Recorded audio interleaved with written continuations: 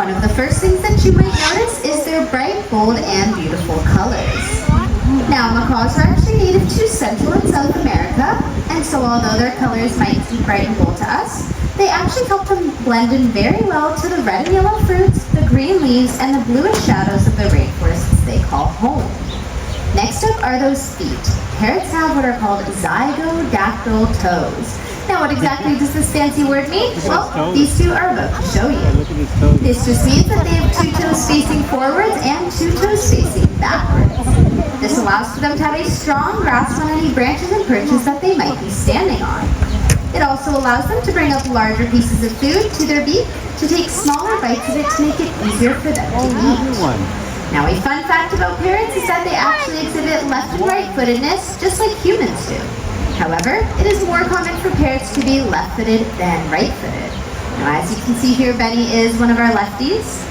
Now, take a look at that large hooked beak in the front. It acts much like a third foot, making them quite acrobatic by nature. They can sustain their entire body weight on this beak and exert over 700 pounds of pressure in their bite, which they might use to crack open some of their favorite nuts and seeds. Now, to see one of these birds in flight is quite a beautiful sight. Those large wings of theirs help them to fly 50 to 60 kilometers per hour through their homes, which is just as fast as we drive through our cities and towns. And of course, when they are flying, they need a steering wheel on board. So take a look at that long, beautiful tail in the back.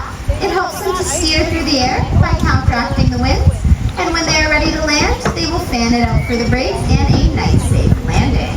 Now, I'd say that Benny and Fever have done a wonderful job for us here today, so let's give it up for them.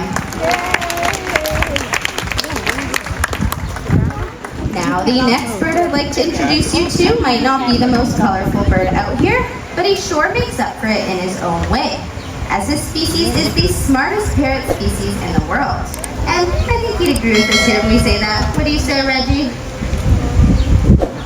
He says, yes, I do. This here is Reggie, and Reggie is our Timmy parrot. He may be one of the smaller birds out here, but don't underestimate him, as his intelligence can be compared to that of a 5-year-old child. Timmy parrots are keen learners throughout their lives and have been known to learn up to 1,500 words. Now, Reggie here knows nowhere near 1,500 words, as his favorite word to say is a simple and quiet hello. A very quiet hello from Reggie. Their ability to learn how to speak makes them a desired pet for many people. However, the methods used in capturing them for the global pet trade causes a significant decrease in Timmy parrot wild populations. The practices used are often harsh, dangerous, and inhumane, which unfortunately means that up to half the parrots trapped do not survive the journey. Now, the good news is that there are organizations that work with government bodies to help tackle the illegal capture and trade of these parrots. And not only do we find this pretty exciting, but so does Reggie. A lot of excitement from a little gray bird. Let's see if he has anything else to add for us here today before he heads on back. Bye. A sweet goodbye from Reggie. Well, he's done a wonderful job for us here today, so let's show him some love. So I have with me Petey. Petey is one of our umbrella cockatoos, but being a parrot means she speaks as well, but with a voice certainly very different than little Reggie's. So we'd love to give you an example of that by getting her to say a little hello. Some unique, she kind of gave it away. Those feathers on the top of her head, they actually have full control, raising them and lowering them at will, another means of communication. But in order to show them off, she typically likes some attention and likes to be excited. So if you guys give her a big round of applause, what do you think, my dear? Yeah! That's how that works. Showing off her true excitement for all of you here today. Well, that is typically her personality, and she certainly has done a great job showing it off. That was Petey, our umbrella cockatoo. All right, my dear, I'm going to set you aside. She's going to take a little break over here, and we are going to take a break from parrots as well, introducing you all to a couple of birds more closely related to your average chicken. So blasting in from the back, a pair of helmeted guinea fowl. Yes, they are quite unusual looking birds. They have the ability to fly, but as you'll notice, they much prefer to run on the ground. Now, native to Africa, running on the ground means they're weaving in and out of all the tall grasses, able to feed on all the wonderful things they like to eat: seeds, grains, vegetation, and insects. Now, insects are the one thing that makes them a desired pet here in North America.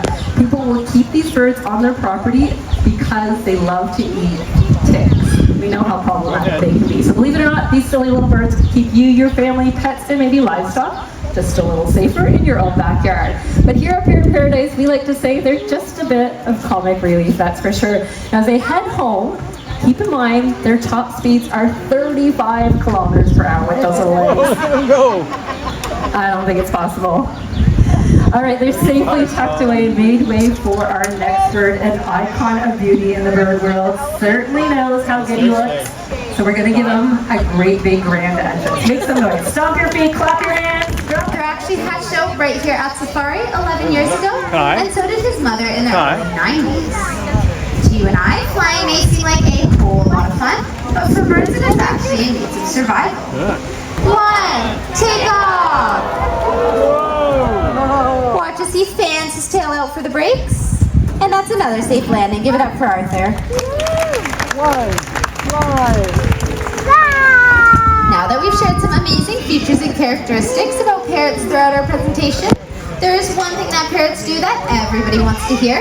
Can anyone tell me what that is? Talking. I think I heard it somewhere, and that would be correct. Now, similar to humans being able to learn multiple languages, parrots have the ability to adopt the human language on top of the multiple calls that they know to better communicate with us. Now, joining us here today to show us his speaking capability of the human language is our yellow-naped Amazon Fernando. All right, well, he certainly has lots to say, so we're going to get started by greeting you all. Pretty cheerful he is. Now, he's always been polite, so a question he likes to ask.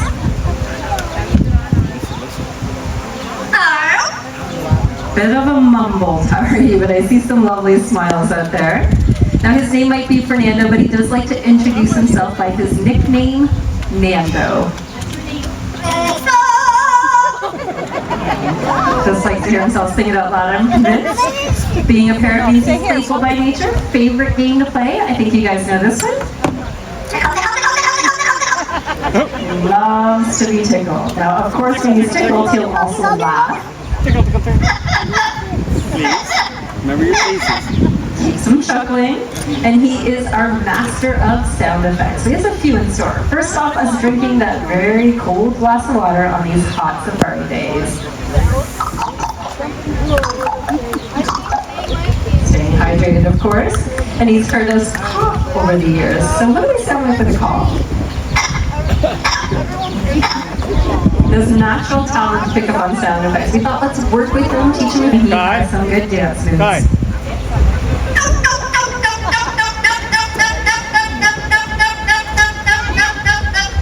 Alright, he's warmed up, ready to whistle. Keep in mind, he's simply making it up as he goes along. So let's see what he has for you guys here today.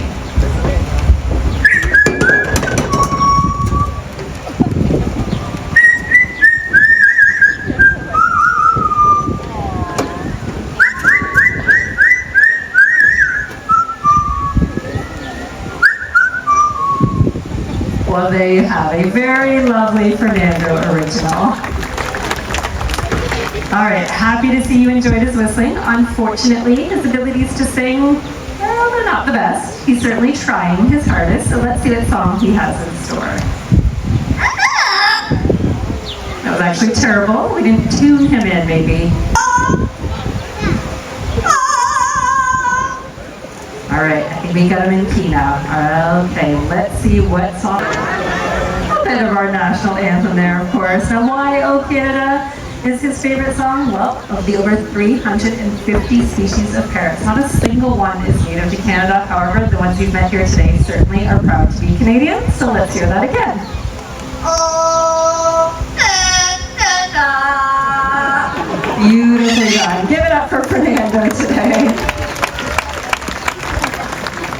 Well, here at African Lion Spark, we like to say that the first steps in conservation is education. So our goal throughout our presentation is that you have some fun meeting some birds, and of course you learn a thing or two, all in gaining a better appreciation and understanding, not just of these beautiful exotic birds, but even, yes, the more common ones we share our planet with.